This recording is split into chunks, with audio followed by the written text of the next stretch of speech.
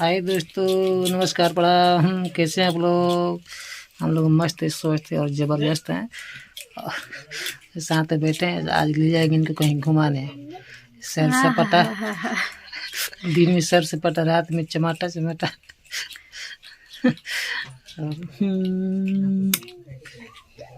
ठीक है ना? कहाँ चल बलिया के? कहाँ चलोगे घूमने? तू बतावा ना। तू बताओ ना कहाँ चलोगे? हाँ हम चलम कहीं पार्क में घूमे आओ, होटल में। कौन सा पार्क में? अबे सासरा में एगो पार्क है, नेहरू पार्क। हाँ तो ऐसे बढ़िया बा ना हम्म। कि हमके होइजा घुमा द पानी वाला रौजा में। पानी वाला रोजा में बाप रे 50 का टिकट हमरा औकाते नहीं। ये औकात समझ में गई का हमरा के चलो घुमाई सासाराम हम। पार्क में तो घुमाए तनी। 10-10 रुपए का पानी पूरी खा लिए ना पानी पूरी ना खाई और ऑटो बैठल जी आराम से 50-60 रुपए में किराया लेके 60-70 रुपए में आ जाए जी घरे।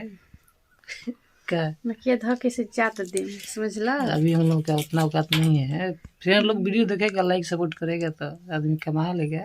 ये हमरा खाए बिना तरसा देवला कुछ ना खियावला, बड़ी खीस बरेला। ठीक है दोस्तों, सपोर्ट कीजिए हम लोगों को।